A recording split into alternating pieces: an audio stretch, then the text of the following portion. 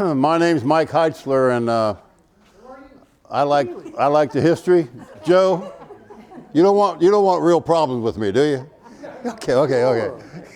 He's been harassing me for a decade now, but he's my buddy. And I just came to Goose Creek 53 years ago or something like that to teach, and I just really found the place to be really creepy, weird place. It was a weird, creepy place. Next week, we're going to talk about Goose Creek in the 20th century and the evolution and the immersion of local government. And I'm going to tell you the truth, the bottom of my heart, the best I can. And it's kind of weird, the way this town came together. So please come next week. That'll be our last lecture for this year. Tonight, we're going to finish up what we started last week, White Men in Gray and Black Men in Blue in Goose Creek. We did the first half of this last week. We'll do the second half this week, and then we'll go into Reconstruction. Reconstruction, it pretty much takes up the last half of the 19th century. But how many here are veterans? Thank you. God bless you, and thank you so much for that service. It's I feel so selfish, you know. I feel like I'm not afraid, and I got too much to eat, and this is a great country. We got all kinds of freedoms, and it's because of y'all, you men and women, that you put your life on the line, you know, for me. Thank you so much. Before we get started, are there any general questions about the lecture? The next week will be the last one. And then somebody said they wanted me to organize maybe a little tour of the Chapel of Ease site. And maybe next week the easiest thing might be I'll try to have a date and a time for that, okay? Well, we can meet and you can follow me there. I can take 6 people with me in my car, and then the rest we can follow and have a parade. But you'll enjoy it, and I'll give you the tour of the area because I know the area intimately. Been working with it for about 20 years. Okay. The men that stayed back, the young fellows marched off. They actually went to Johns Island and James Island, and they encamped there, afraid of them Yankees invading through the harbor. They should have worried about the Yankees coming down and staying. That's what happened to us. Yep. And I'm one of those Yankees that came and stayed.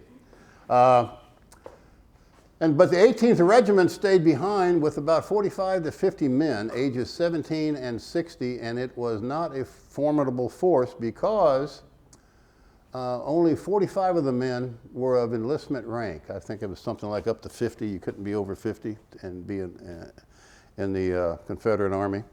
Or you were handicapped, or you were essential. They had one guy that rode his horse. All he did was go from one plantation to the next and make sure that the slaves were behaving, because there was thousands of slaves, every white guy that was left, and they could have taken over, and there was a constant fear that the slaves would uprise.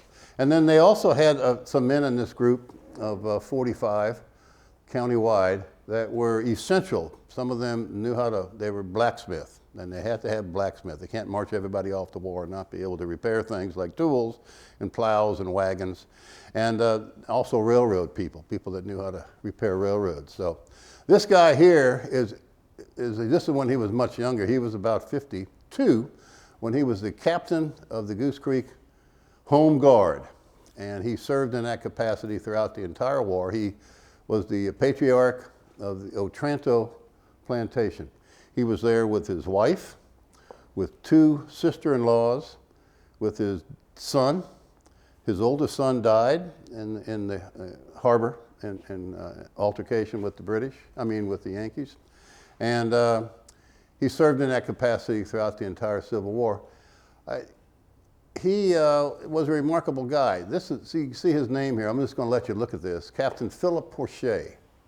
He had 1 kid, 16 to 17 years. He had 18, 17 to 50-year-olds. He had 22, 50 or older. He had 3 disabled, and 8 were exempted for other reasons, and I mentioned some of those. They were blacksmiths, and they were the slave supervisors and things.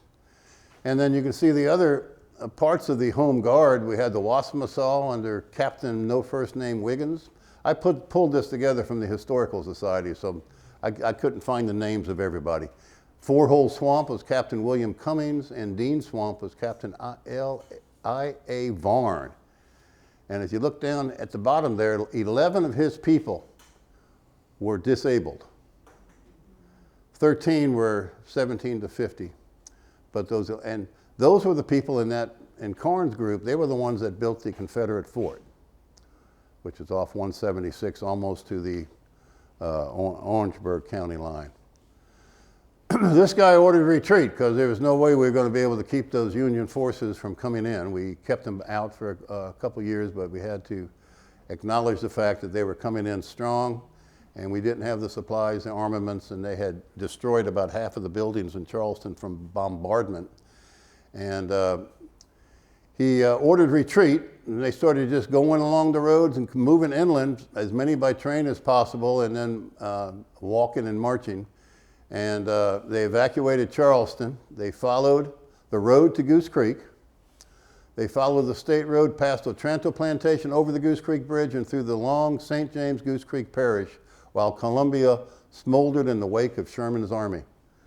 The Union forces did not directly attack Charleston. And Sherman, you hear about Sherman in Charleston all the time. I come across. Sherman was never in Charleston.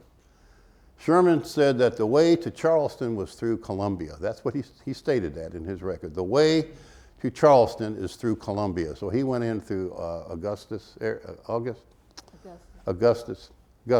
area, and went to Columbia that way. And by the time the Union forces were getting ready to force their way into Charleston, there wasn't anybody left here. They had already withdrawn. And they were pulling up. This young guy right here lived at the 18 Mile House Tavern.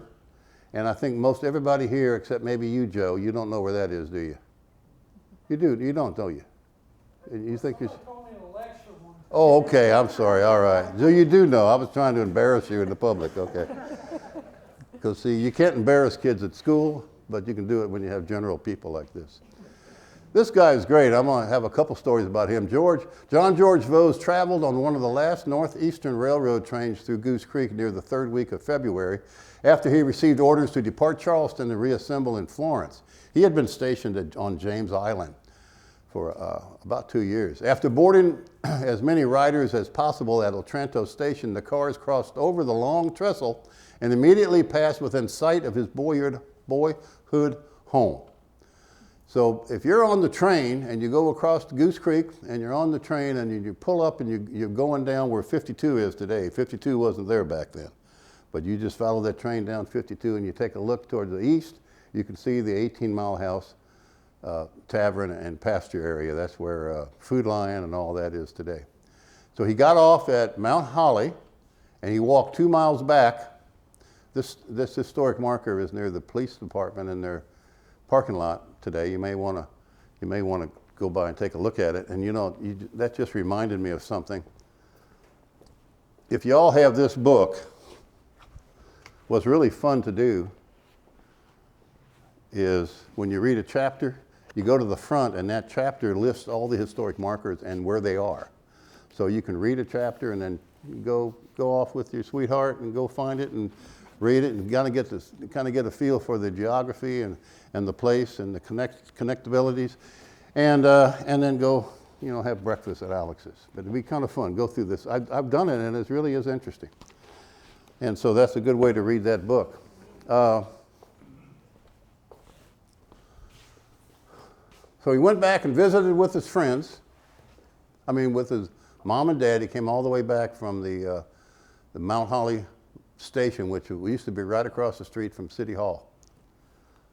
Let's see, he said here, he relished a home-cooked meal, a safe, warm bed, and recalled, quote, "I spent the night with Ma and Pa, washed up, and continued the journey the next day."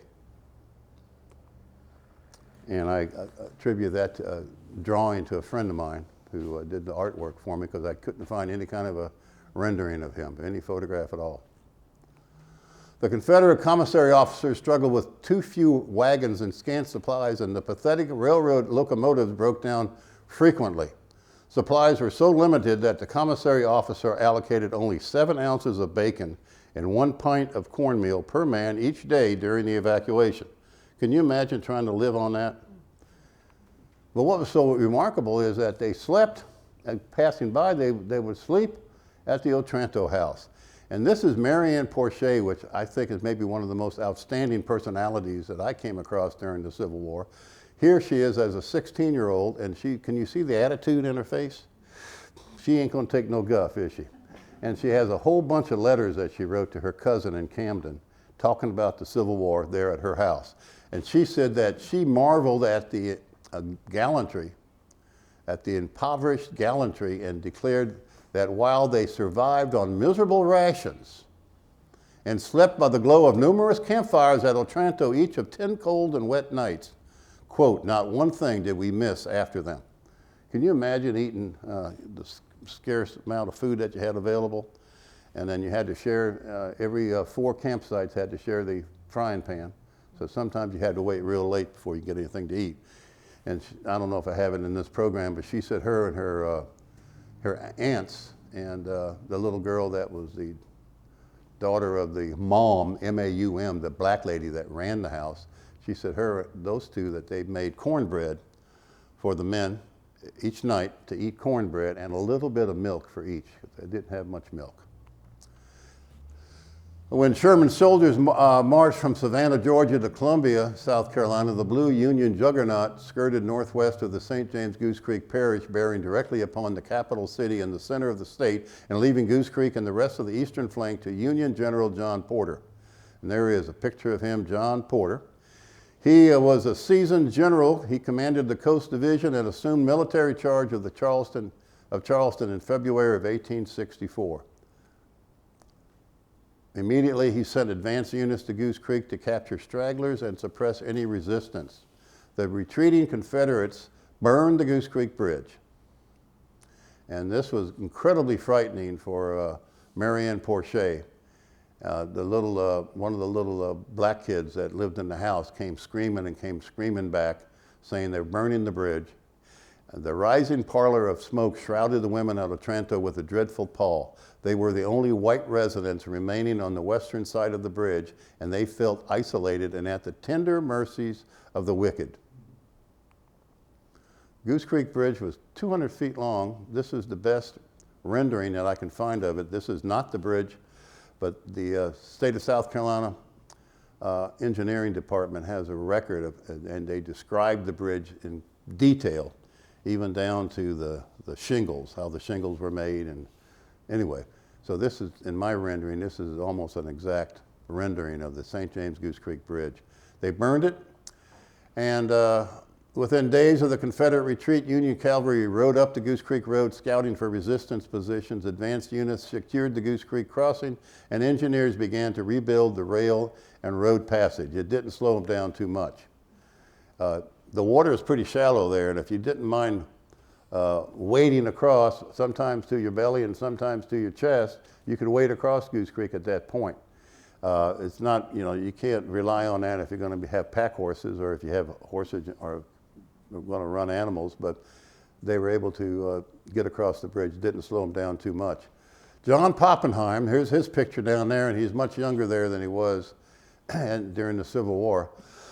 He lived to be 18, he lived to, what's that, 659? Okay, 70, 68 years old.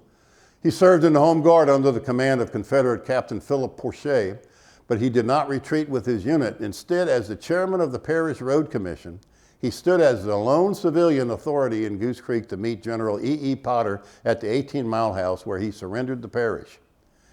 He was a road commissioner. He wasn't in the Army. He was just part of the Home Guard. He was too old to fight at that time, and he simply knew about roads and bridges, but he was the only official of any kind in the Home Guard. And so he met General Potter at the 18-Mile House. That is where the African-American Union soldiers were camping at the 18-Mile House ground and camping in the house. It was a horrible, cold February and rainy, and they had a blazing fire going into 18 Mile House Tavern. And that's where he met E.E. Potter and surrendered Goose Creek and actually the entire parish. He surrendered the entire parish to the Yankees.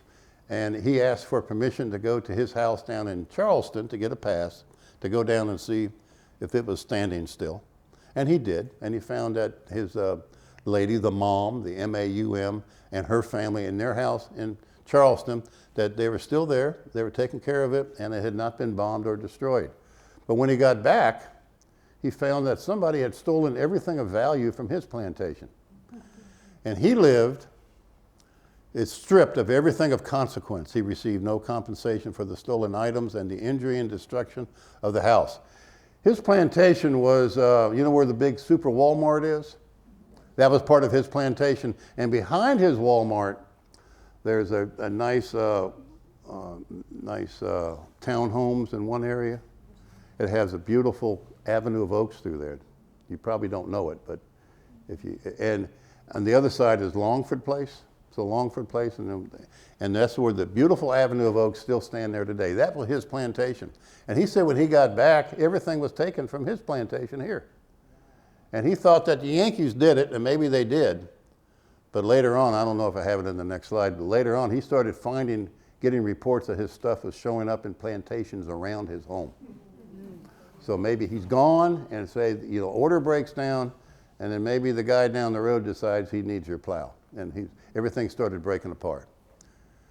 But he never got any compensation for it. And I'm digressing now and don't have time to do all the stories. But he ended up getting his plantation up at Merrington, where Merrington Plantation is now on the base. He moved from where he was up there at Merrington after the war. And his people, the Poppenheim, stayed up there until the 20th century. This guy here is an incredible guy. This is he was a doctor from Massachusetts, intelligent fellow. He was like 28 years old when he was in the Civil War, so you can see he's much, much older here. I have another rendering of him where he's a little bit younger. But it was February the 27th, take the cars for Goose Creek. That was the order he got. He was at A.M. Rainey, moved baggage to depot, rode through King Street. The damage done by our bombardment has not been exaggerated. Half the houses are injured and the long since deserted. Commenced writing a letter home, but before I had finished, we received marching orders. Take the cars for Goose Creek. Henry Orlando Marcy, he was a 28-year-old doctor. They didn't have any battles going on, so he didn't have any medical work to do. And so he lined up with 6 other writers, and they began to ride around and visit the plantations and liberate the slaves.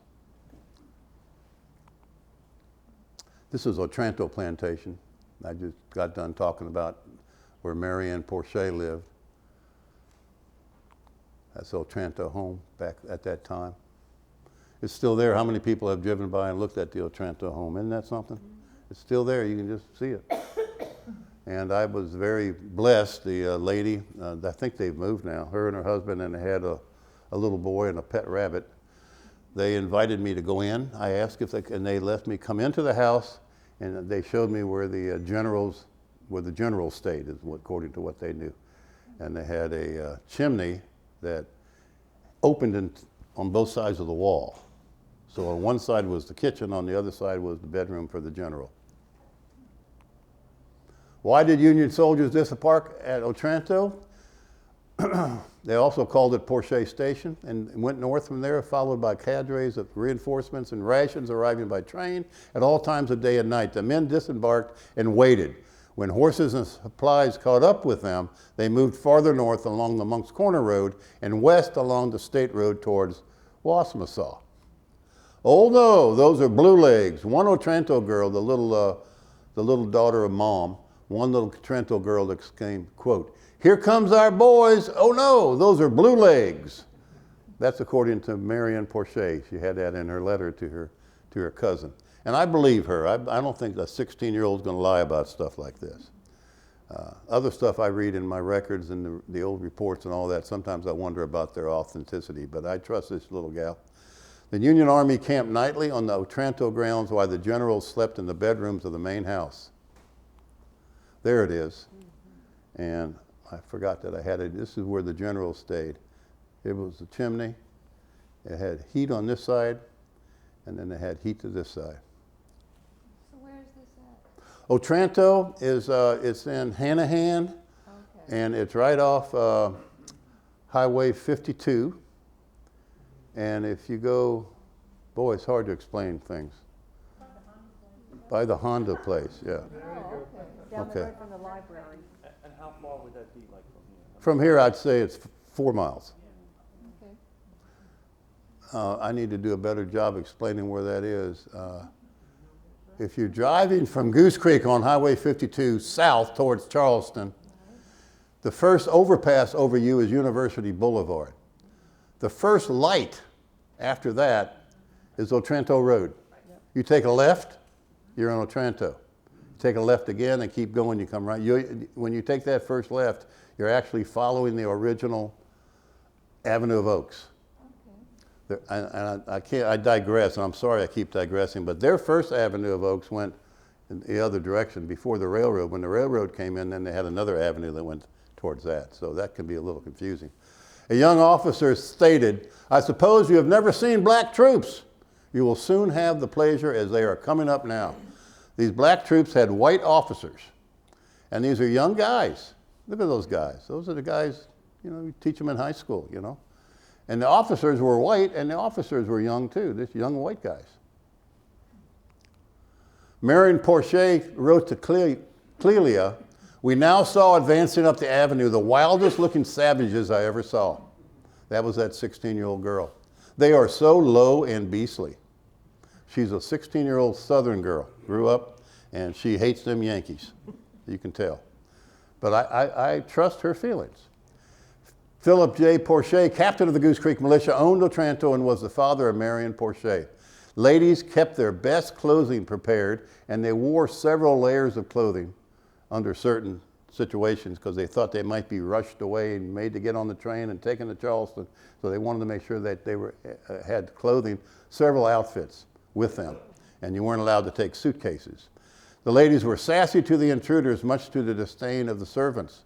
One little girl wrote in and she said, "Missy, Missy, Missy, you'd be scared if you knew what they were talking about outside." But this little gal right here, Marion Porcher, she was a sassy little girl. "If you knew how they talk outside, you would be scared." There it is. Mom Martha to Miss Min.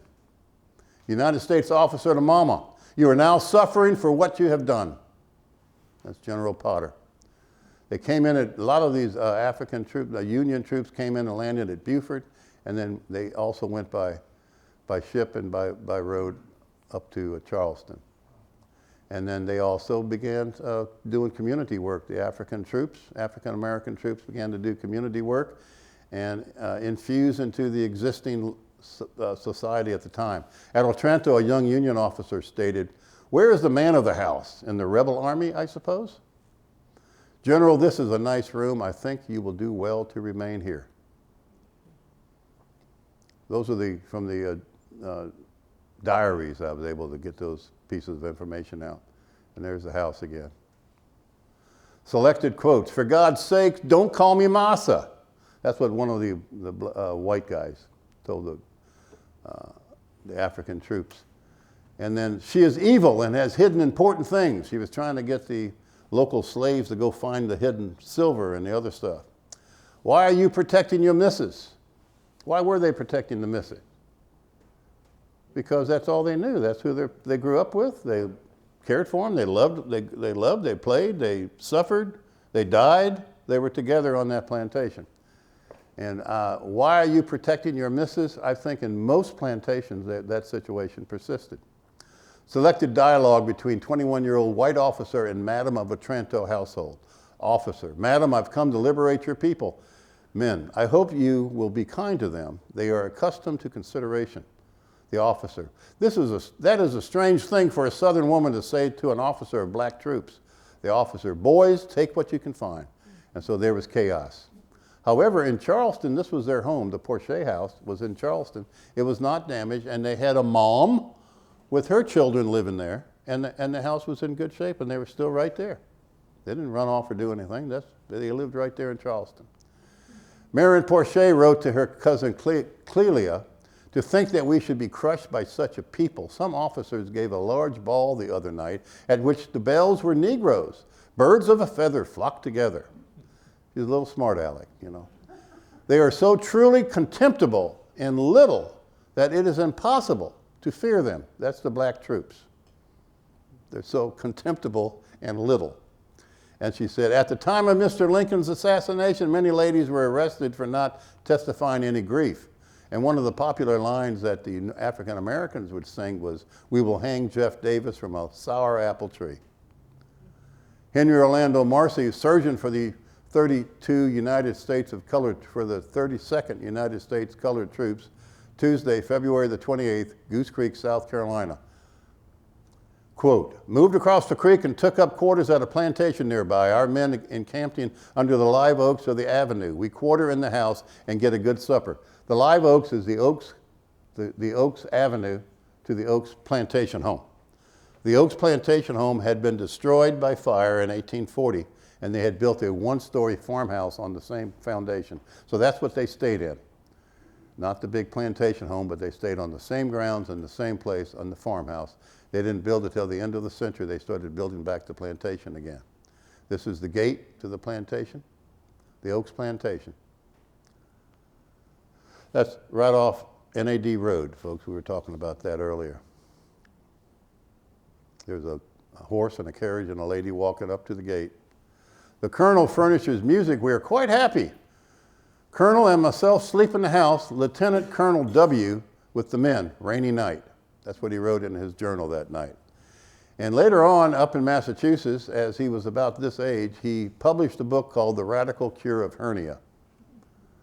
So he was a scholar, and he was an author, and he was serving his country as the leader of a cavalry group when they went to visit Medway Plantation. He wrote down, spring opens with plenty of rain. Rain continued all night, and our men are almost afloat. Poor fellows, it is impossible for them to keep dry. That was March the 1st, 1865. It was an exceedingly cold winter. The next evening, they did not enjoy dinner. A big dinner today. The chief dish was a young pig with well roasted. I had eaten of the well brown parts and noticed nothing particular until accidentally cutting into a rare portion. I noticed that it was filled with the eggs of the tapeworm. So I don't know if I said it, but they all ran outside and vomited outside is what he wrote. No, I skipped that one for some reason because he can't put everything down. But I just remember they all ran outside and they threw up. They didn't want any more of that pork. The next day, Marcy embarked with his 6 mounted men to investigate Medway Plantation.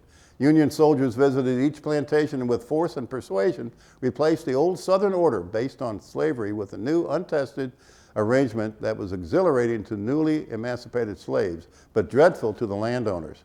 This is the road to Medway. It's still like that today. This is still like that today. This is a contemporary image of Medway. Medway House. Medway House. This is a picture that looks a little younger of the doctor.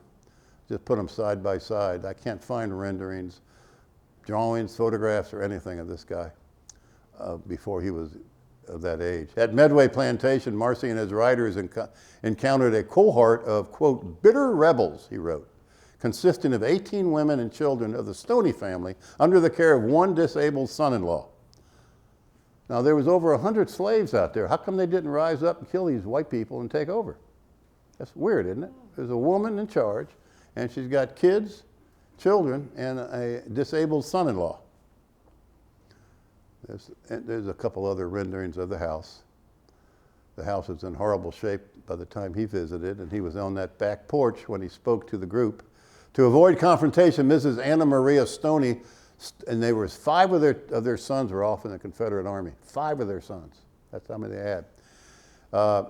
They greeted the raiders and invited them to dinner. Marcy accepted and later noted that he was ill inclined to confront the, quote, attractive women. And she was smart too. Instead of confronting them and getting into a big argument and letting it go fisticuff, she invited him and his men to come in and she would get dinner for them. After dinner, Mrs. Stoney informed the surgeon that her slaves, quote, had become unruly and she feared trouble. If they did not impose impose his authority and order them to remain at work on the land. He agreed to try, and at her request, more than 150 slaves assembled before the veranda to listen to the army surgeon. During a 15-minute oration, he explained the benefits of remaining with the land during trying times and the dangers of leaving the safety of the plantation. Why hadn't they rose up and killed them white people and took over, years before? They're brainwashed, I think. That's exactly what. They didn't know what else to do. Marcy wrote that night, "It seemed that a day or two before an officer from a gunboat in the river had visited them and, overcome with the charm of the ladies, or for some other motive, had told the slaves that they had got to remain and obey their mistress as before. They must work for her and not leave the place." And it went on, and also, that was not what the same way they had heard Masalinka had promised them, and they couldn't exactly see how they were free if they must do just as before. So they had talked it over among themselves and concluded they wouldn't do just as Mrs. bid them. And so that's why she said they were showing signs of lack of cooperation. This is where he gave his speech. He greeted each emancipated man, woman, and child with a handshake as they passed by his place on the veranda. I don't know if I have it in here, but he also said that every one of them wanted to shake his hand as they came by. What did I say? There was 100 and something of them? Every single one. He said they weren't dressed properly. It was very cold. They didn't have shoes. They didn't have proper clothing. And they also reached over and they pulled on his clothing like this. I think just to make sure that you're really a person. You're really here. We're not dreaming.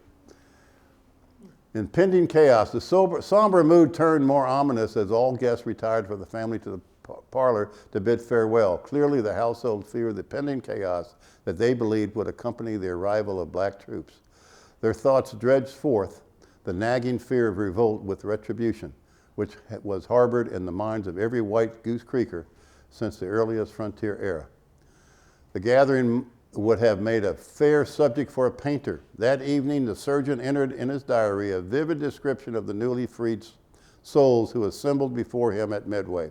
He penned, quote, "The gathering would have made a fair subject for a painter."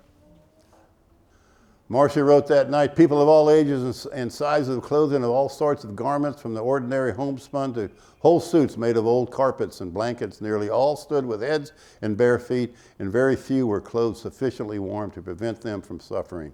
Marcy went on and wrote that night, My audience in front seemed appreciative and happy, thanked God for freedom, and promised to make the good use of it." Marcy and Philip Porcher, pretty interesting characters, huh? Marcy had 6 riders with him when he rode out to Medway. 6 guys with sidearms and rifles, and he just had pistol. And he seemed to be, he liked attractive ladies. He mentioned that a couple times. And he was an intelligent guy. And so was Philip Porcher. What a brave rascal he was, trying to manage an entire county of Berkeley County during the war years. Reconstruction lasted after the Civil War till 1877. And the state of South Carolina in 1868 established a new constitution, and the new constitution had all those things in it that scared the Southerners to death. Declaration of Rights. All men are born equal and free. What kind of nonsense is that? Because we had royalty here in Goose Creek, remember? We were royalty. You were related to the king.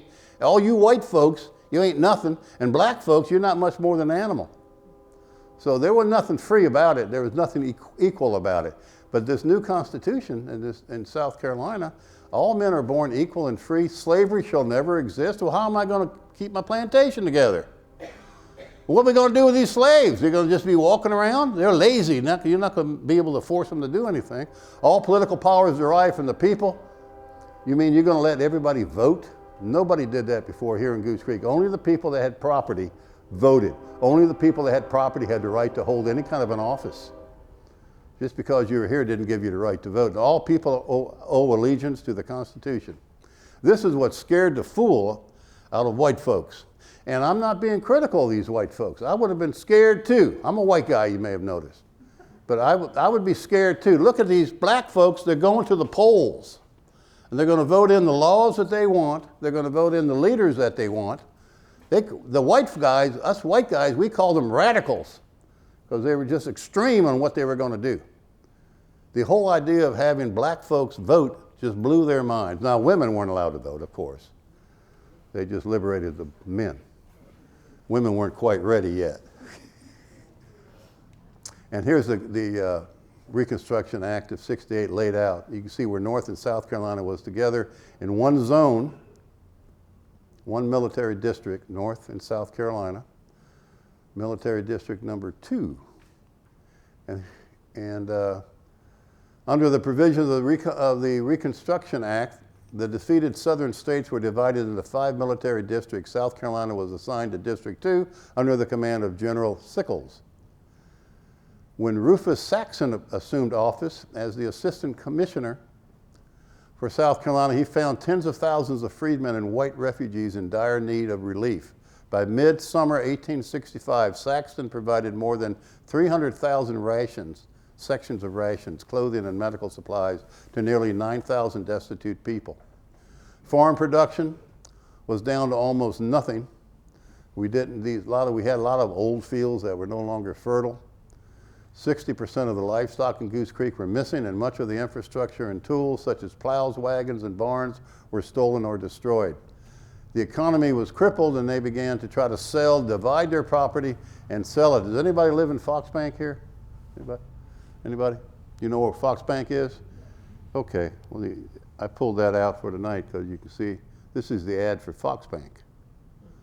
A plantation valuable for its health and pleasant situation in St. James Parish, Goose Creek, 25 miles from Charleston, known by the name of Fox Bank. They were trying to sell it.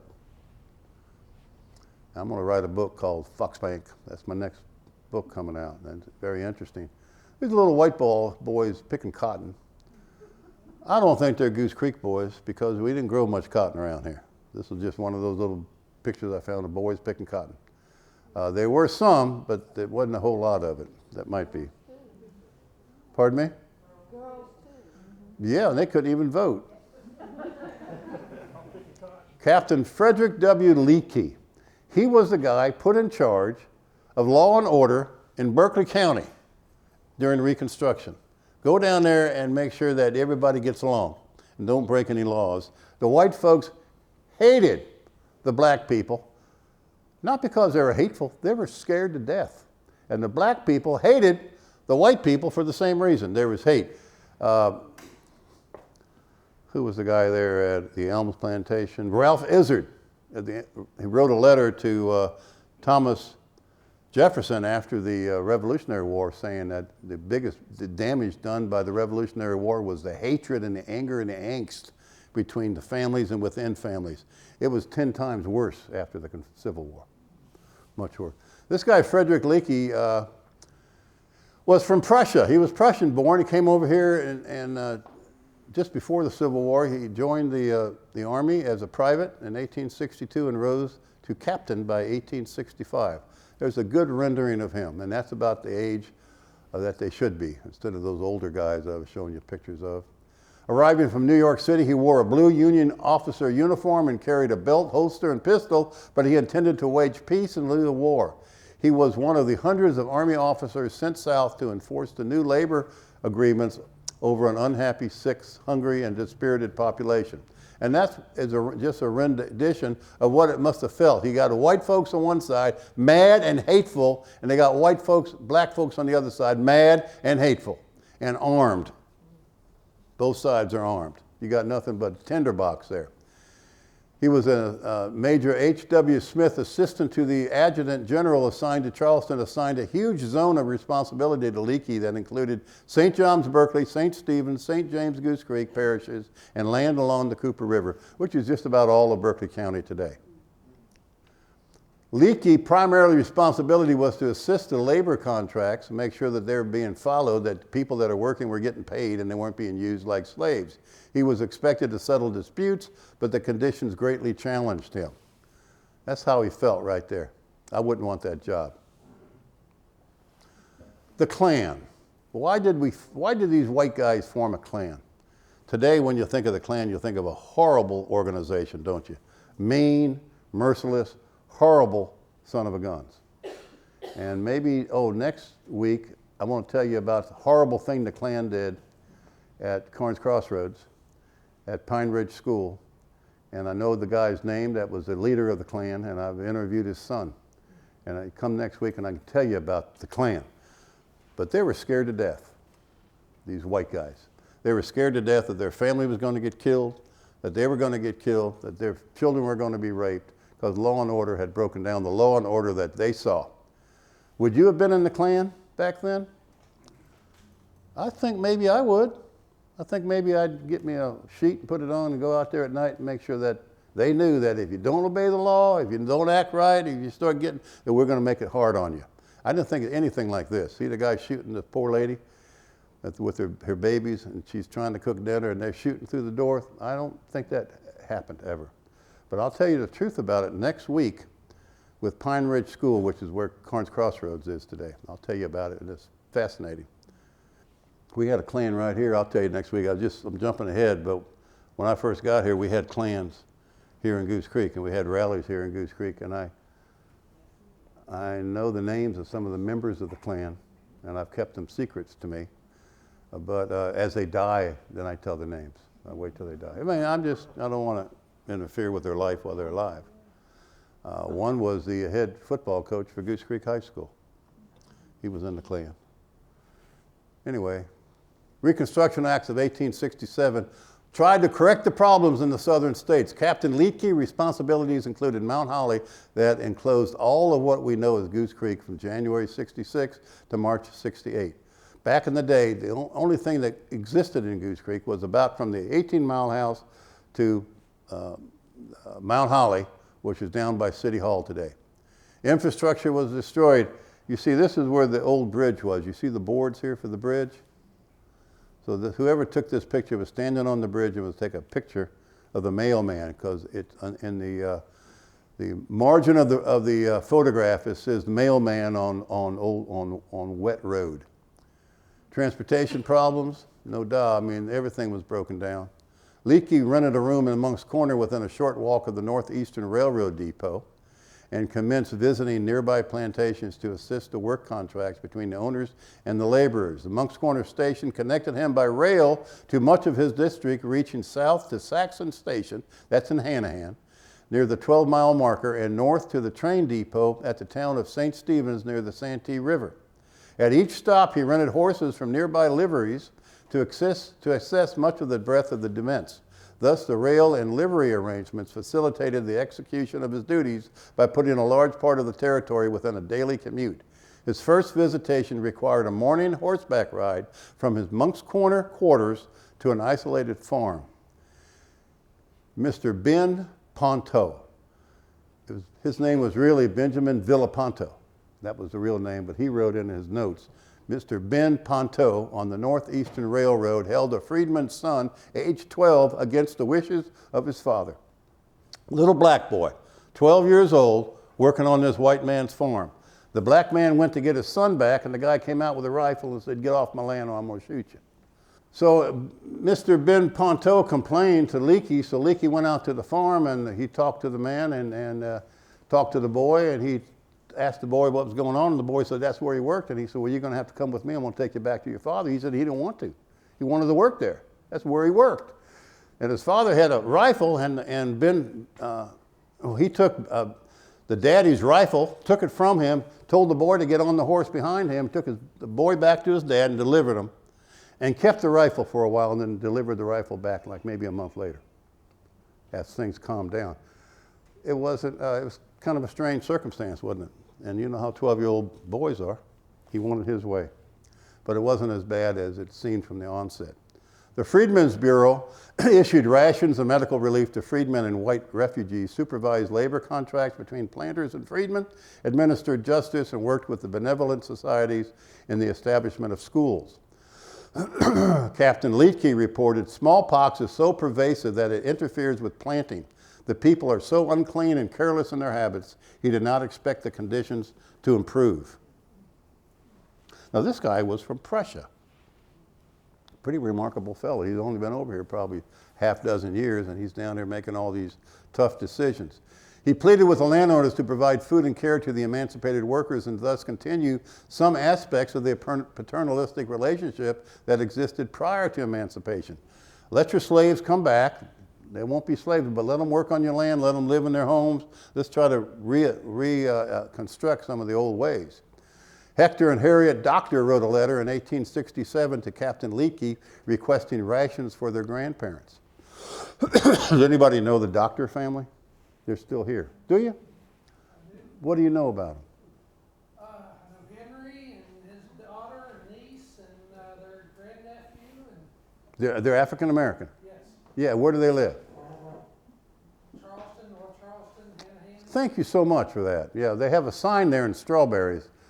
It has to doctors, such and such doctor. The road is dedicated to them. And I don't know a thing about them. So thank you very much. But they got him to bring some food out to the family. Leakey worried about freed workers who left the land and no longer rely upon security of the white landowner. Pellagra emerged a problem. Pellagra is a deficiency. They said it was caused by eating too much corn. The real reason is you ate nothing but corn. That was about it. You could eat some fatback, molasses, and corn. And if you do that day after day after day after month after month after month until a year, then you start getting this pellagra and your skin will fall off. So that's what he wrote in his diary. That's the only reason I have in this program is he wrote in his diary.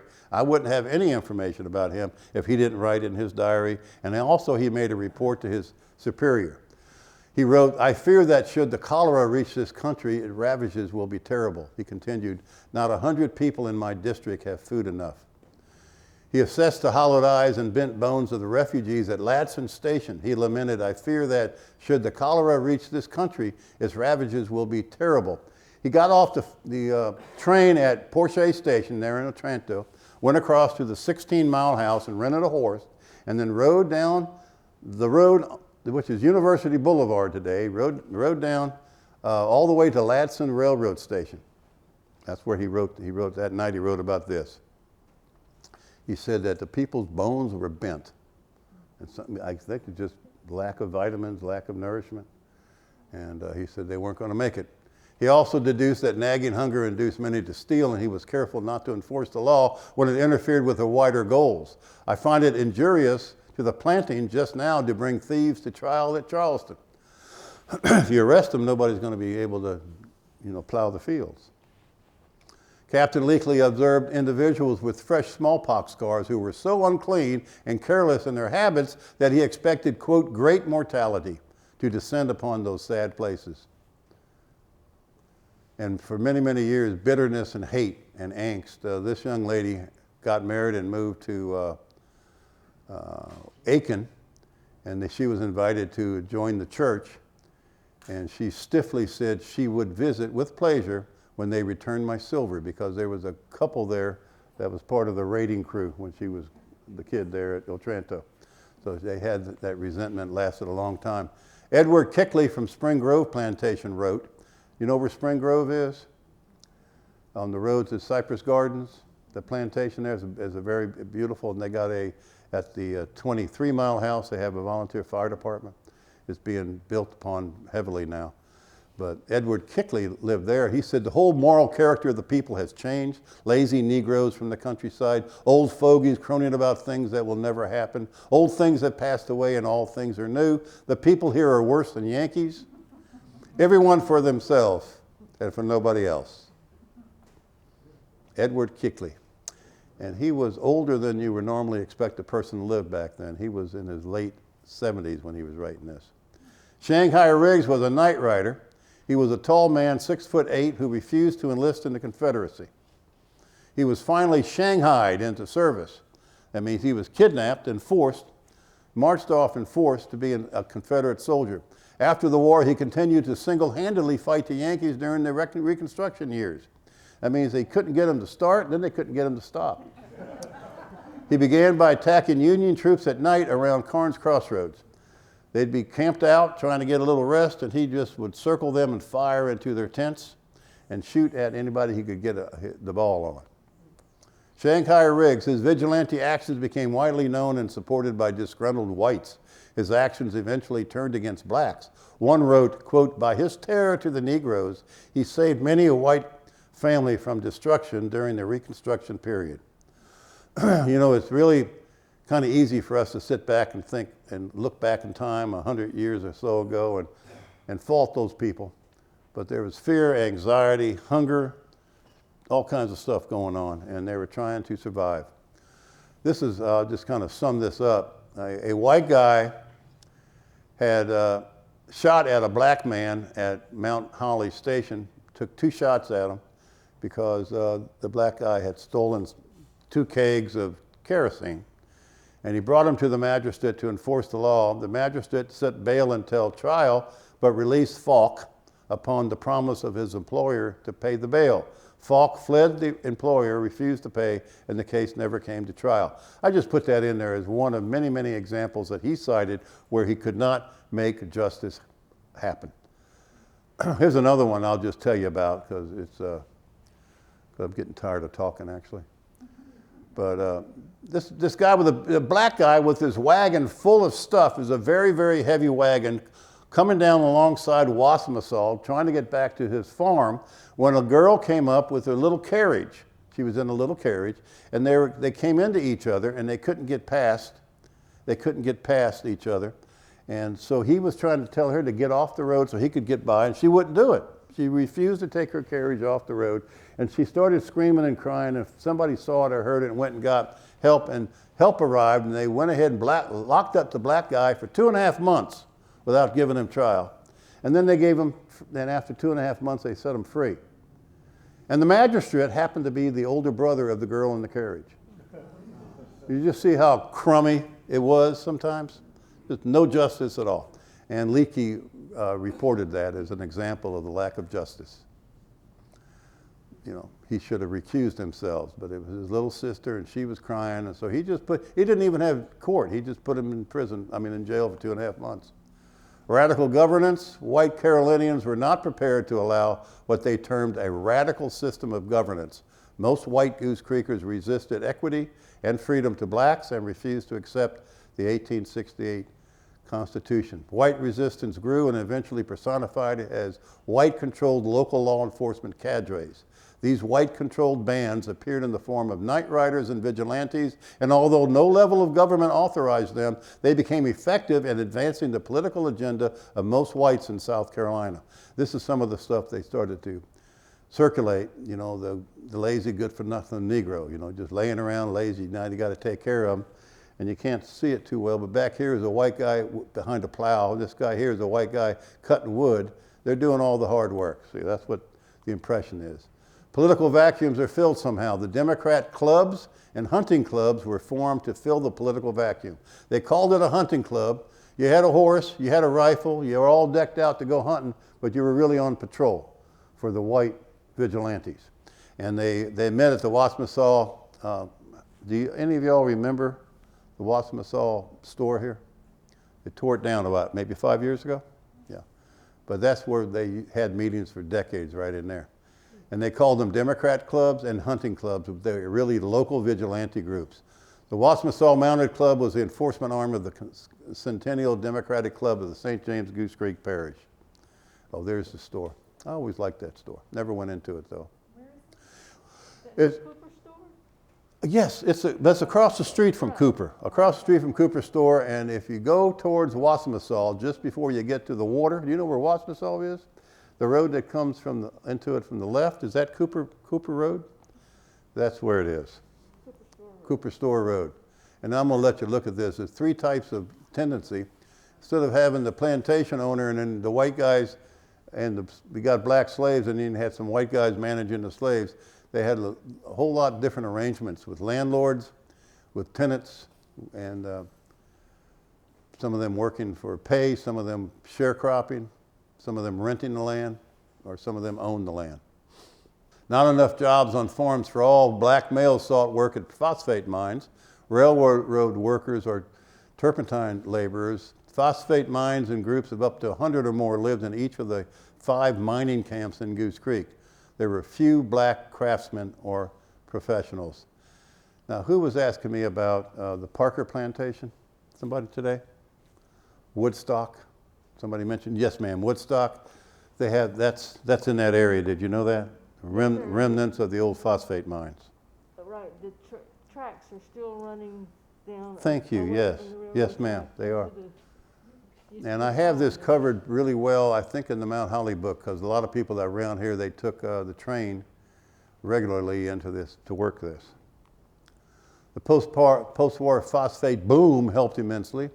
Phosphate was a fertilizer that you had to dig up and carry it by rail to that manufacturing plant that I just showed you. Then they would dry it, they would break it up, they put it in the bags, and they ship it out to farms that needed to refurbish their fields, irrigate their fields. This is Medway Mines.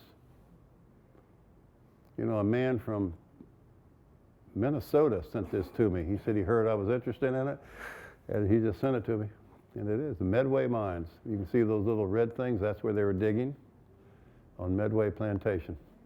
Medway Phosphate Open Mining. On Liberty Hall Road, there's a road that goes off Liberty Hall Road here in Goose Creek called Pond Road. Okay, you know where that is. Pond Road. It's about 3/4 of the way up. And Pond Road, that was phosphate mining. They would just dig a big hole, dig right there, and they put that into a wagon that had the wheels on rail, and they would push it all the way to the Mount Holly station, and then ship it by big train on out of there. Today on Pond Road, many, many years ago, I interviewed a man who was a professional moonshiner, and he was Mr. Mosley, I mean. He was 104 years old. One day I said, how you doing today? He said, not worth a damn. How would you feel if you were 104? And I'm digressing, but he could never remember. He lived with his great-granddaughter on Liberty Hall Road, right near Pond Road. And that's where his water source was, where they dug that big hole, and then it was filled with water because it's clay-based. And that's where his water source for his illegal liquor. And he could never remember anything unless I brought with me one of those envelopes of beech nut chewing tobacco. And he would put it, his granddaughter told me, she said, he'll remember stuff only if you bring him the beech nut. So that was kind of a deal. Anyway, I'll tell you a little bit more about that next week. That's part of the moonshine story. No, it's still there, but it's a matter of processing it and whether it's worth it or not. We quit doing it because they were digging it up and processing it faster in Florida than we could do it. So we went out of business. There's a close-up. You see the Medway House? See if I can find it right there. Medway House. The road going into the Medway House, and then behind it, you can see the mines. The land boundaries around here, the different lots and all that, I can show you where the old tracks went, because the lots are shaped kind of strange.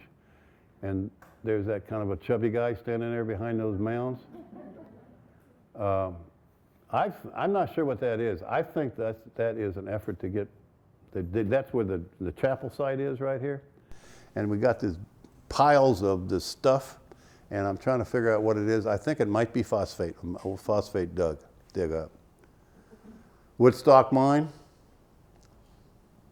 I'm writing a book now called The Haze. That's the plantation over there that used that processed that.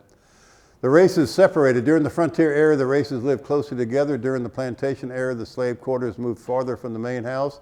As the fields expanded, mixed white, black, mulatto settlements persisted until after the Civil War. The races departed the mixed settlements after the Civil War and clustered in racial communities. The races continued to separate until the second half of the 20th century and the Civil Rights Movement. You know, we all lived together on the plantation there at first, white, black. But then we separated, and after the Civil War, the white folks went there, the black folks went over there, and the brown people went to Carnes Crossroads. We'll talk about that some next week. Whites kept control of communication. The stores were the windows to the world. The stores like Cannon Store, Mount Holly Station, Ladson Station, Woodstock Station, Strawberry Station, Red Bank Landing, Smith Stores, Wassamasaw Store, and more along the state road. You'd have the store, you'd have the post office, and if you're lucky, you'd have a rail stop. And then you'd get a cluster of 8 or 10 houses around it, and that was the remnant, that was the beginning of a community like Goose Creek. Mount Holly was Goose Creek. There was no such thing as Goose Creek. But Mount Holly had all those things I just mentioned. No black Goose Creeker owned a store or was employed in a store, post office, or a rail stop. They were only employed outside. It's kind of an unwritten rule. You don't employ black people in your businesses inside. Doesn't make sense to us today, but had a lot to do with fear, I think. And the store served as banks, post office, and political venues. Pringletown, Varnertown, Driggerstown, Casey were a few examples of racially segregated communities with names, churches, and political connections. Oh, these are 4 ladies that came to my school when I was the principal at Westview, and I was just so proud. You'll see the lady on the left has a one of my books, and they came in and said they had been reading my book to each other, and they asked me if I would help them become certified as the Wasmasal tribe of Varnertown by the state of South Carolina. So we met several times, and I remember meeting with them down in the cafeteria. They'd sit around all them noisy kids eating lunch and talking about stuff. They weren't used to that. Yeah, but they are now members of a tribe certified by the state of South Carolina. I'm working on this now. Every one of these ladies have somewhere in their name the name Dangerfield. The last name, a middle name, or somewhere in there. So that's all part of that clan. They're part of Varnertown. There's Driggerstown, Ancrum Bridge. That's how you get from College Park to the interstate, across this bridge. It's in better condition today, a little bit better. I mean, some of these roads need some work, but. And then the Smith General Store, the Smith's house was across the street. Goose Creek rail stops in 1895. I'll let you look at that. Let's see, it's 7:30. What time are we supposed to end? 8? 9:30.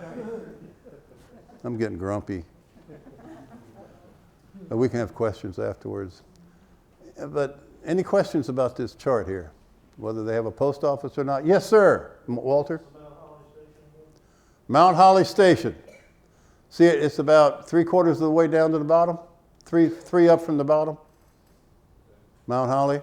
It has a post office. It has a rail stop. It also had general stores, express office where you send out a telegram. And they had families clustered around it. They were the closest thing. They were the first Goose Creek. In the mid-80s, the post office was still in existence and still working. I know. And you're going to make me digress again. I was working there. Were you? I did. Mount Holly? Yes. Okay. Well, then good. You'll probably not be happy with what I'm going to tell you. But I'm going to pull up a chair and tell you something because we got some time. Mount Holly Station had a Mount Holly post office box, and the people that lived in that area were citizens of the city of Goose Creek. So I wanted everybody to have a Goose Creek post office and address. And I started investigating Mount Holly, and I found out that you had only 364 customers. Remember that? So I asked Cheryl Gore, who was the postmaster, madam for this area, about that. And she had all kinds of reasons why you had to keep that post office and all that. And then finally I talked to her supervisor. This was when I was a young whippersnapper mayor.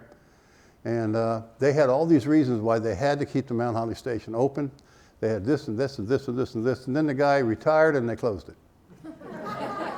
Isn't that something? It was just a bunch of nonsense. I shouldn't say this because you worked there, but it was a bunch of nonsense. They were trying to protect the guy's job. They could have just transferred him. They shut it down and everybody got their mail from the Goose Creek post office. Can you say something to me about that? I don't remember the guy retiring.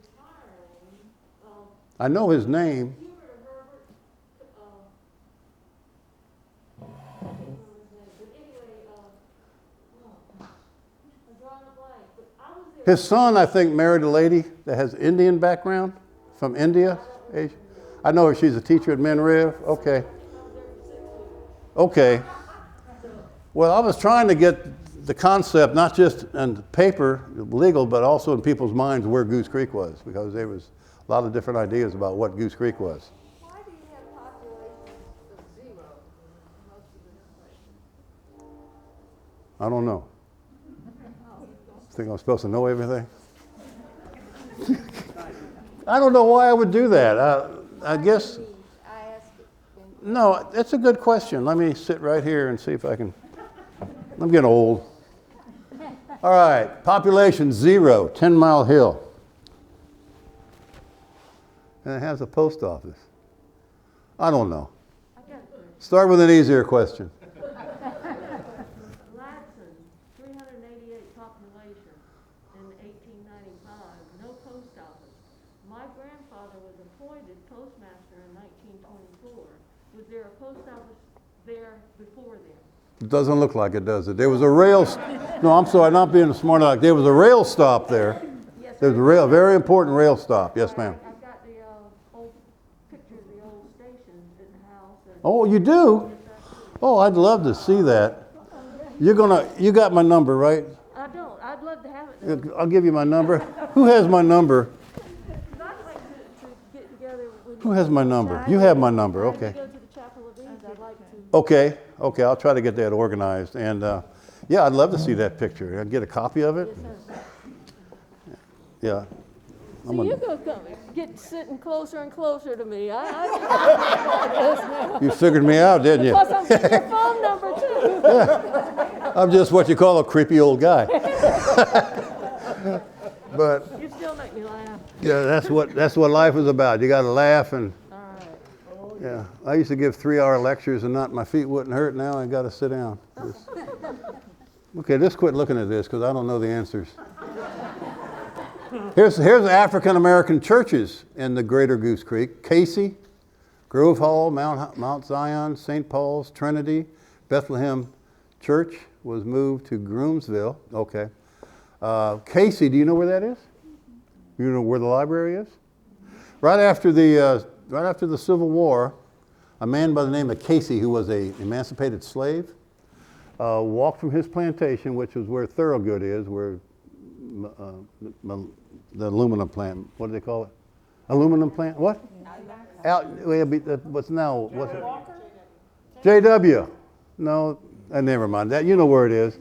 He walked from there down to Casey and built a little hut there and started having church services. That was the first little church.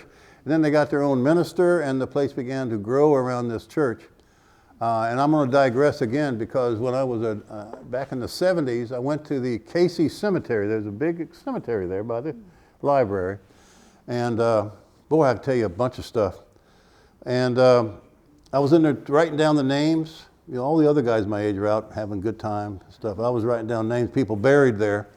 And I noticed that they took the pews out of the old Casey church. They built a beautiful church there. I got pictures of it. They took the pews out of the church. I noticed that was gone. And then maybe several weeks later, I went back and the doors were missing.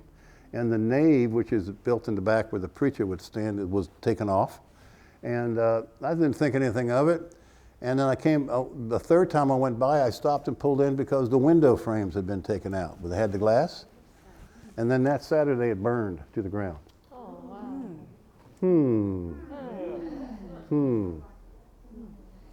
Now, I asked a friend of mine many, many years later. I couldn't get any kind of an answer for that. And I asked a friend of mine who's very much involved with African American churches, asked him about that, about black churches being burned. And he said, well, that's pretty normal. He said, we don't want that house of God to ever be used for any secular purposes, like a bar, a tavern, a house of repute, or have bad people live in it, so we burn it down. And then he looked at me and he said, and also you get the insurance. Now that's kind of controversial, and maybe somebody would get angry with me saying that, but that's the truth as I know it. Okay. And let me tell you one more thing, because I'm just rambling now. You know where the library is, where the senior citizen is, and where that water tank is? There's 10 acres there, and Mr. and Mrs. Stuckey, I think James Stuckey was the first name, they lived in Hanahan. They asked the city of Goose Creek to let them have water there because they wanted to put 100 mobile homes on that 10-acre tract. They owned it. And we said, no, we're not going to give you water because you're not in the city limits, and if you were in the city, the zoning wouldn't allow you to do that. So anyway, they took us to court, and they were kicking our butts in court, and our attorney said settle with them. So we bought it, literally at the courthouse door, we bought those 10 acres. And so and then we got with the library, with the county, and we said, if you pay us $1 a year, we'll let you have the land to build a library. And they went, yeah, and they came down and put a library there. And we did the same thing with the senior citizens with Berkeley County. You pay us $1 a year, we'll sell you the land or lease the land to you for your senior citizen, and we put a water tank. So we got a water tank, a senior citizen, and a library where 100 trailers were going to be. Wow. So a lot of times you don't know what the city government's doing that's good, and that's just a good example. They're watching your back. So what's this all about here? You all know where Mount Zion is? Oh, well, you know, here I am rambling again. Mount Zion, and this is a good thing for tonight during the Reconstruction. Mount Zion is on the end of Hell Hall Road, just before you get into Sedgefield. A man by the name of James Vidal, his father was an immigrant from Germany, and he grew up with his father, and he got that plantation, the Hell Hall Plantation. And he was a white guy, but he didn't understand how white guys were supposed to behave. And so he let his slaves have Sunday worship services under the oak trees there. And they did that for years. They were having Sunday service. He didn't see anything wrong with that. That was a no-no. You don't let your slaves get together and organize. But he let them do that. And it got so bad downtown Charleston with the churches being bombed out, the minister from downtown began to take his congregation by train out to the St. James Goose Creek Church here in town. And then afterwards, he would walk down Hell Hall Road and go to this church and with this tree where the people would assemble, and he baptized over the last 18 months of the war. He baptized 23 people where Mount Zion was built. Now, is that a church yet, where people come together and gather together? Is that a church, or do you have to have a building? Because during the Civil War broke out, and during the Civil War, they continued to meet under those trees. And right after the war, Vidal took his land and divided it into 13 pieces. He sold 2 to white guys, 2 pieces of farms, but to the 11 pieces of the property, he sold to black men and women, which was unheard of. You don't sell white land to black people. That's just incredibly stupid. You don't do it. Well, he did. He didn't know anybody. He was German. If he wasn't raised up here, he didn't know white stuff. So he sold it, and Hell Hall became that church became a dynamic church. And it's my theory, and I haven't done anything, I think it's the oldest African-American church in South Carolina, because it was formed before the Civil War, and it existed during the Civil War. Wow. And they weren't allowed to have churches. But that German guy didn't know any better. You've got to make fun of ourselves, you know? The weird German guys, yeah, like my grandpa. Like Heitzler. That's like, I'm just, Heitzler, you know. Have you noticed that little Indian kids, like from India, they always win the spelling bee? Now that I'm not the principal anymore, I can say things like this, it's racist. But little Indian kids, when you have spelling bees, they always won the spelling bee. And they have these Southeast Asian Indian names that I can't pronounce. And this little girl was coming up, she was the winner of the spelling bee, and I tried to say her name, and she went. So then I tried it again, and I said it another way, and I said, come on, I got it, and she went. So I said, well, why can't you get a good American name? And the whole place got quiet, like Heitzler. And she went, that's German, and the whole place went wild. That was just great. I loved it. That's German. I love teasing those smart kids. They'll turn it on you, you know. I still run into her once in a while. We always laughing about that. Okay, anything else? Bethlehem Church has moved to Groomsville. That's when we have our tour to the Chapel of Ease, I can take you and show you the Bethlehem Church. This is a very important part of that. Well, there it is, too. Our little group wants to disassemble it. We've had it analyzed, and we've been trying to get a cost on how much it would cost to disassemble it and move it back to where it originated at the chapel site. They moved it. Remember I said how everybody lived together at one time, then they separated by race? That became a black community, and so they moved the church out. See? So if you moved it back, what would you do with it? It would be at the Chapel of Ease. It would just be where it originated. But you couldn't go in it. Well, we probably have, we could go in it, sure. It's a good, steady building, Ellen. I would hope we can go in. I would hope we would have some services in there. I almost said mass, but that would be, and that's not a good Southern thing.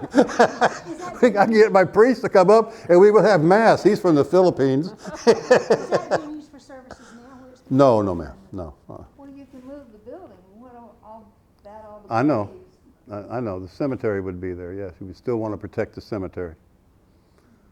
We go out to Mount Holly Rail Station. I just got that image about 2 years ago. I love it. That's the rail station, Mount Holly, right across the street from City Hall. The rail station forced racial interactions. Black farmers had little choice but to regularly use the white establishments to buy and sell. Furthermore, the general store was the only semblance of a bank where one could borrow against crops. The rail stops were also political venues. I don't think I put it in here, but there was a black man that borrowed money from the store there and paid it back on time and everything, and it was able to, he opened up a little kind of he bought some land where he farmed with it. So it did work. General Hampton was a Democrat candidate for governor. He and many of his supporters from Goose Creek attended a rally in Bono in 1871. The Goose Creek Democrats boarded the train at Mount Holly and stopped nearby at Strawberry Station to embark club president Dr. O.C. Rame and members of the Strawberry Democrat Club for a cheering ride to the Bono rally. He had all of his people, and they were white and black, he had all of his supporters to wear red kerchiefs around their neck. And if you didn't have a kerchief around your neck, then they would cut off a little piece of red cloth or something and maybe pin it on you. And they were the rednecks. Black and white. They would put the collar around, and that's the only time redneck I thought was a country white guy, and it would get the neck burnt. And that's what I always thought it was, but in this case they were called Hampton's Rednecks. And they started downtown, and he took the train all the way through here and made a stop at every stop and picked up supporters. And at Strawberry, which is about 4 miles from here, this black man got on board with his wife, and his wife had picked a bouquet of black-eyed Susans along the railroad track. You know how they are here still in the spring? And she brought them on board and gave them to her husband because women weren't allowed, because the women didn't vote. They weren't allowed to get on there, just their black husband. And she hollered to the governor. She said, oh no, I'm sorry, the man said, my wife wants you to have these flowers. And he said, there is no starvation where we come from. That's what he quoted, and that's what I had. That was in the newspaper. So that was an important issue to him, was he had enough to eat. Rednecks, oh here it is. Hampton was popular, redneck neckerchiefs. Okay, I already said that. Jump Jim Crow, 1890s. Then you start making fun of the Africans who was once a slave, making fun of them. Jump Jim Crow. Jim Crow laws, that's, you can't use the white restroom and all that. Those are all the Jim Crow laws. You can't, buy a house in a white neighborhood and all that kind of stuff. You can't go to a white high school or grade school. That was all part of the Jim Crow laws. And this is Jim Crow. He was an actor who had kind of a routine, kind of like, who was it, Jeffersons? Who were the other guys? Jeffersons, and he just had a bunch of jokes centered around race. Lunch counters, in South Carolina during the Reconstruction, they invented this rules that you couldn't eat in common restaurants or use passenger trains seats. They had white and colored passengers in the same room or at the same table or at the same counter. Goose Creek farm ownership in Tennessee in 1879 during this Reconstruction. The Reconstruction just got over 2 years before. And you're on your own down here in South Carolina. They had 473 people within this district that owned land. About half of them had a fixed rent. 84 paid a share of the crop, and 844 total farms. And I just saw something that's interesting to me. After Reconstruction, according to this, there's 844 farms in Berkeley County. Now I just clarified it because when I did my research on the St. James Goose Creek Parish, that's how many plantations we had. And is that a coincidence or what? Yeah. Archibald Harmon. Boy, this is in the wrong program. When I go into my Carnes Crossroads story, I talk about Harmon. His ancestors were left here after the Revolutionary War, and they married American Indians. And he came into the Carnes Crossroads area because you could be mixed there. On the census, he was, in 1840 when he arrived, he came as a black man. In 1850, he was a mulatto. In 1860, he was white. Kept changing it a little bit. And his friend that he came with did the same thing. And they were both married to white women. But you couldn't do much unless you were white back in the days because of the Jim Crow laws. And so you tried really hard to be white. And he was in the rebel army and was in charge of the medical wagon. It was highly decorated after the Civil War. But Harmon, according to the Native Americans, they say the name is really Harmoon. Harmoon, and that's the Indian family he moved into. This is some of this boring stuff again, farm sizes. Richard, oh, this is one of my favorite stories. You see Richard and Margaret Myers? This is another thing. You're not supposed to sell your land to a black person. Richard Myers, on the census report, it was Dick and Peggy was his wife. And they bought land from a widow, a Mrs. Austin, who was a widow of this land. And they bought it from her, she sold it to them, and that was unthinkable back in those days. And you can see that this is where Liberty Hall Road is right here.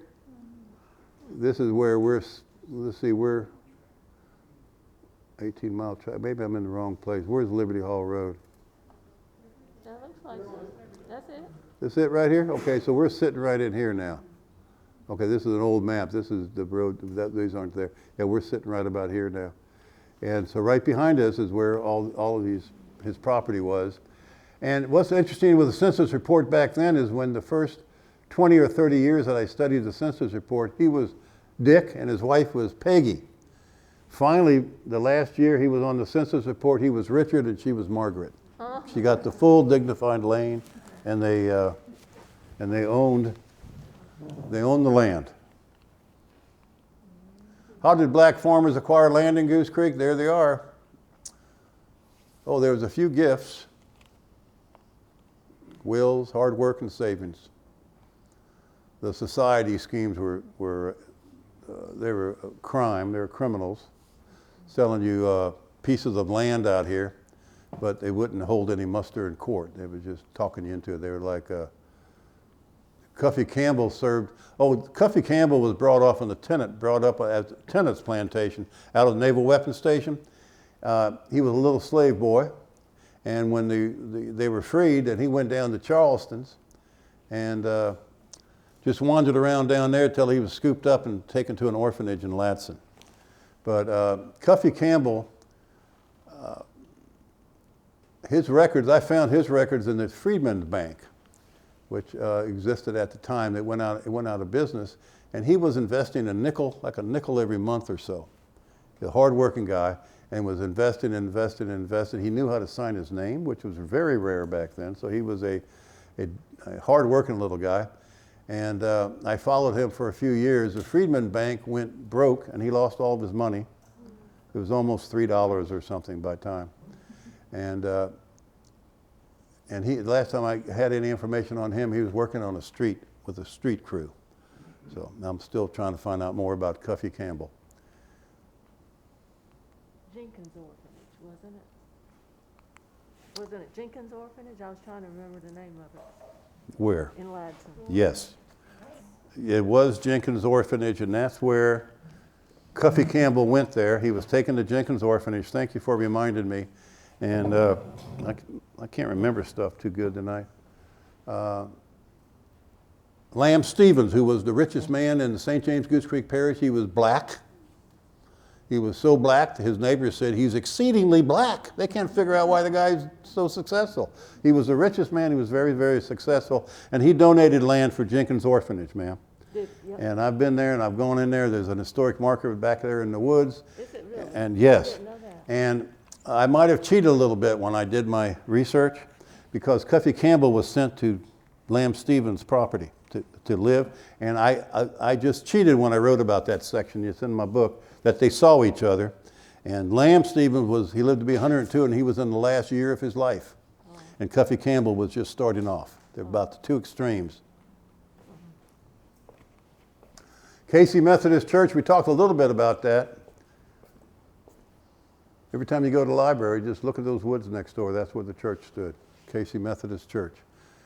1868. And if you'd like, I'll walk you through there and give you a tour of it sometime. It's fascinating. Cemetery is still there, right? Yes, the cemetery is still there, and today the city of Goose Creek had an opening of the Veterans Memorial Park over in Boulder Bluff, and they have a plaque, and on the plaque shows the name and the sacrifice made by Larry Gordine.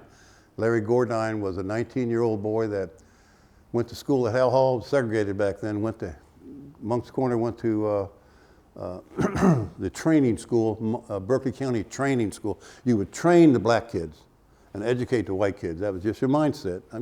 We need to talk about that. And joined the Marine Corps right out of high school and got killed. And he's buried there at Casey. And I'm glad that we have a plaque honoring him now.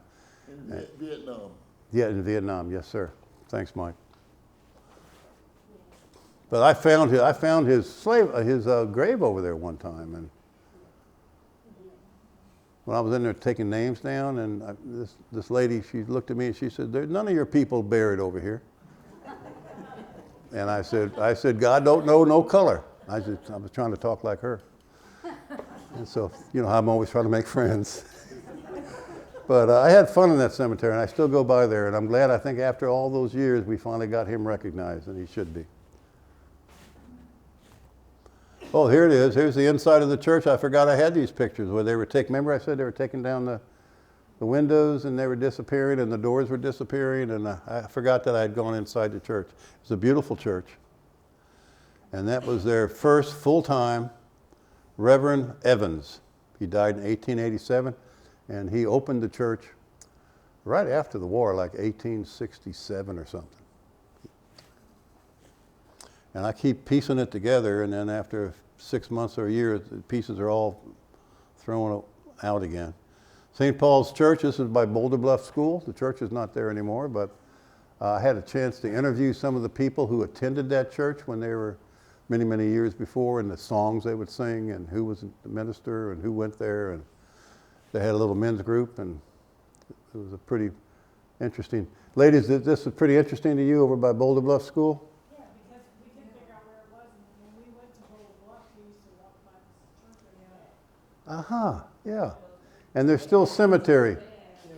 And the city of Goose Creek today owns a large amount, 50 acres of land that reaches from Boulder Bluff School all the way over to Highway 52 and then all the way over to where Walter lives. In the other direction, they've developed about 30 acres of it, maybe 20 acres of it. That's going to be much bigger. But that's where the church was, and we wanted to protect that cemetery area so it won't get built on. Wassamasaw Baptist Church, Whaley House. That's it's beyond Wassamasaw. I have a book I wrote called Wassamasaw and Beyond, and you can get it at the City Hall. It costs about $10 to produce, and the City Hall sells them for $5. Okay. Their idea is volume. They'll make up with volume. But they just want you to know about the place where you live. So come. But if it's free, people just take it. But if you make them pay $5, they'll be serious about it. But it's a great, those hunting club, Liberty Hall Hunting Club. And the point I'm trying to make here, I lost my thinking, was during the Reconstruction, the land wasn't good for much, but it was used for hunting clubs. And this is the lady that worked in the Liberty Hall Hunting Club. Her family gave me her picture about 30 years ago when I was hanging around Liberty Hall Road talking to people. And they gave me this. This is great. She's serving coffee to some of the hunters. This man is John Watson, and he is the sexton or the keeper of the St. James Goose Creek Church. He was also in charge of managing the hunting clubs in Goose Creek. And one thing they did is they distributed bushels of peas to purchase the right to hunt over your land. We'll give you a bushel of peas. And his responsibility was to deliver the peas to all the people on the list, and also to take care of the church. And he lived in a house across the street from the church. St. James Goose Creek Church, largest landowners in 1879. Let's see if I recognize. I see all those names.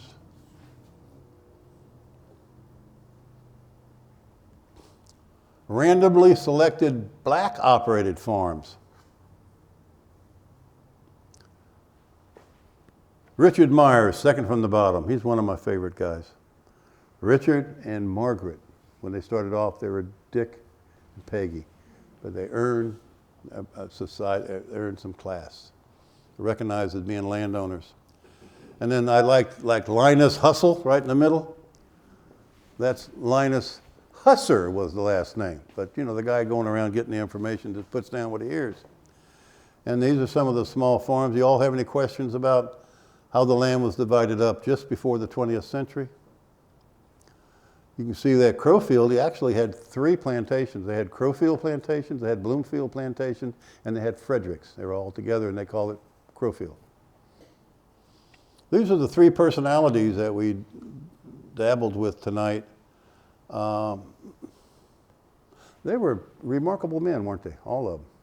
And they had power. They could have done a lot of bad things if they wanted to, but I didn't see any evilness in any of those men.